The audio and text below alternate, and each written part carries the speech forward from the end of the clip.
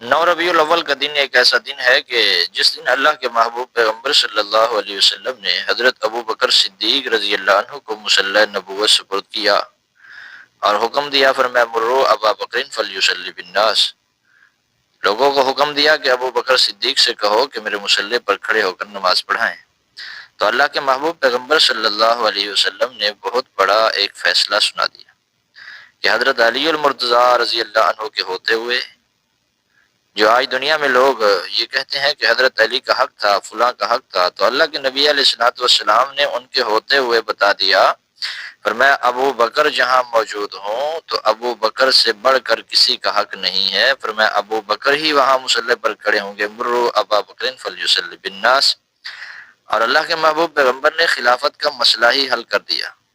تو خلافت کوئی آج کی بات نہیں ہے، کوئی آج فیصلہ نہیں ہو رہا، کوئی ہم خلافت نہیں دیتے۔ خلافت اللہ کے محبوب پیغمبر نے اس دن سے ہی، جس دن سے حضرت ابو بکر صدیق رضی اللہ عنہ کو مصلی سپرد فرمایا اور حکم دیا، مروا ابا بکر فلیصلی بالناس، فرمایا لوگوں ابو بکر صدیق سے کہو کہ میرے مصلی پر کھڑے ہو کر نمازیں پڑھائیں۔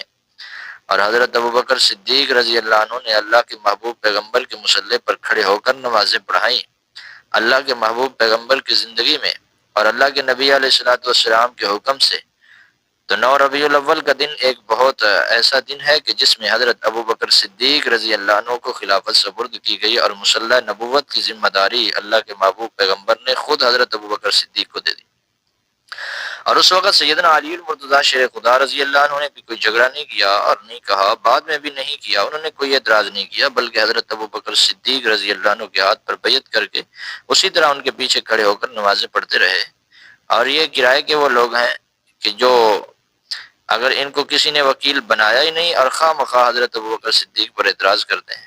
حضرت علی المرتضیٰ شیر خدا رضی اللہ عنہ نے تو کبھی نہیں کہا، بلکہ ان کے وزیر مشیر بن کر رہے، کبھی نہیں کہا کہ خلافت میرا حق تھا۔ تو یہ کرائے کے وکیل ہیں اور مفت میں حضرت ابو بکر صدیق رضی اللہ عنہ کے خلاف بکواس بازی کرتے رہتے ہیں، جبکہ یہ مسئلہ تو اللہ کے محبوب پیغمبر نے حل کر دیا۔ تو اب اسی طریقے سے شیعہ جوانوں کو غور و فکر کرنا چاہیے کہ جب اللہ کے محبوب پیغمبر صلی اللہ علیہ وسلم نے حضرت ابو بکر صدیق کو نو ربیع الاول کو مصلی حوالے کر دیا،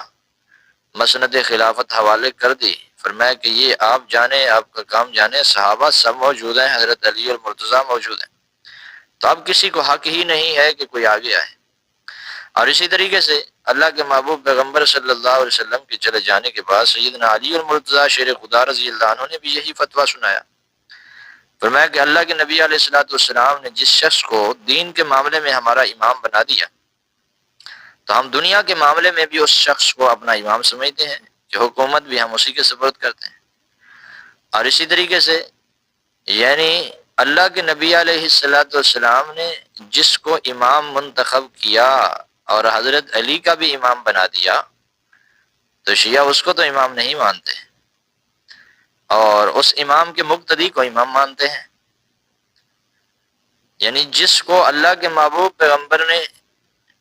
اپنی مسند خلافت اور مصلی نبوت پر کھڑا کر کے حضرت علی کا بھی امام بنا دیا کہ یہ تو علی کا بھی امام ہے، یعنی صحابہ میں ان سے آگے کوئی نہیں ہے۔ جتنے بھی صحابی موجود ہیں فرمایا سارے کے سارے حضرت ابو بکر صدیق سے پیچھے ہوں گے، فرمایا آگے ابو بکر صدیق ہوں گے، کوئی بھی ابو بکر صدیق سے آگے نہیں بڑھے گا۔ فرمایا نہ تو ابو بکر صدیق کے کوئی برابر ہے اور نہ کوئی ابو بکر صدیق سے آگے۔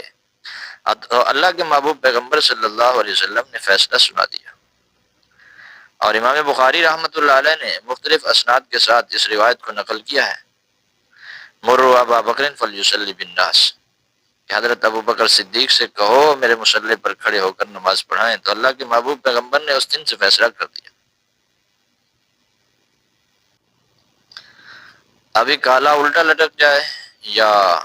ہمیشہ روتا پیٹتا چیختا چلاتا رہے، تو اس کے رونے سے، پیٹنے سے، چیخنے سے، چلانے سے کچھ نہیں ہوتا۔ جب اللہ کے محبوب پیغمبر نے مصلی دے دیا، علی کا امام بنا دیا اور حضرت علی کو مقتدی بنا دیا، پیچھے کھڑا کر دیا اور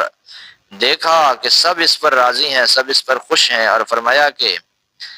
اللہ رب العالمین، اللہ کے ملائکہ اور نیک لوگ حضرت ابو بکر صدیق کے علاوہ اور کسی پر راضی نہیں ہیں،